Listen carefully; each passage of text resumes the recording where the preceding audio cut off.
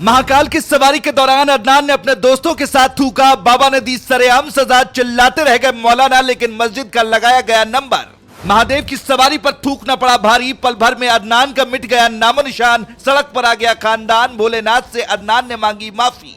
मस्जिद पर चलाया गया बुलडोजर। मजार का भी मिटाया गया नामो निशान। योगी का आया सबसे बड़ा आदेश। 24 से पहले मिशन मौलानाओं का खात्मा। अदनान को यही लग रहा था कि वो भोलेनाथ की सवारी पर थूक देगा और उसका कोई कुछ नहीं कर पाएगा, लेकिन अब बाप बाप चिल्ला रहा है और पुलिस वालों से कह रहा है, मुझसे बहुत बड़ी गलती हो गई है, मुझे माफ कर दो। क्योंकि बाबा ने आधी रात को ऐसा आदेश दे दिया जिसकी वजह से मौलानाओं की नींद गायब हो गई। अवैध मदरसों पर कड़ी कार्रवाई हुई और मदरसों को ढहा दिया गया।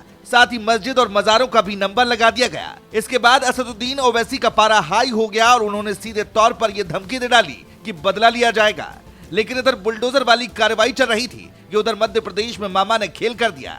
शिवराज सिंह चौहान ने इस बार योगी के रास्ते पर चलते हुए एक मुस्लिम आरोपी जिसने भोलेनाथ की सवारी के दौरान उस पर थूक दिया था, उसको अब सरेआम सजा दिलवाई है। असल में उज्जैन में महाकाल की सवारी निकल रही थी, लेकिन तभी अदनान अपने दो दोस्तों के साथ अपनी छत पर खड़ा था और जैसे ही महाकाल की सवारी उसके घर के नीचे से निकलने लगी, आरोप है कि अदनान ने अपने दोस्तों के साथ उस पर पहले तो कुल्ला किया और उसके बाद उस पर पानी फेंक दिया।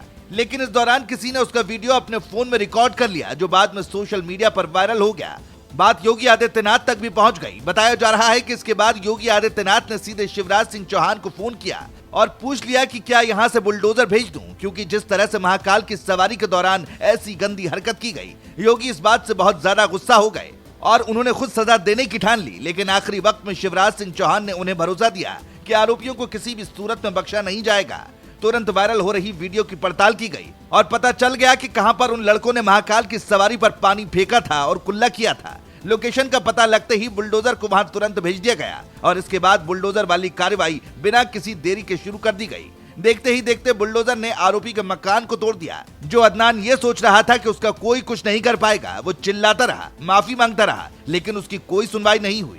न सिर्फ बुलडोजर चलाया गया, बल्कि तीनों आरोपियों को पुलिस ने गिरफ्तार भी कर लिया। जो वीडियो वायरल हुआ उसमें साफ दिखाई दिया कि तीनों आरोपी भगवान की सवारी के दौरान एक बोतल से मुंह में पानी भरते दिखाई दिए, जबकि उनमें से एक लड़का नीचे थूकता नजर आया। यही वीडियो वायरल होने के बाद आरोपी पर बुलडोजर वाली कार्रवाई की गई। लेकिन जैसे ही बुलडोजर चलाया गया, असदुद्दीन ओवैसी की पार्टी ने इसका विरोध किया। असदुद्दीन ओवैसी की पार्टी ने कहा कि एक छोटी सी गलती पर घर गिरा देना ठीक नहीं है। लेकिन जैसे ही ओवैसी की पार्टी की तरफ से बयान सामने आया, अब हिंदूवादी संगठनों ने उसकी निंदा की और कहा कि अगर मुहर्रम के दौरान ऐसा कर दिया जाए तो कैसा लगेगा।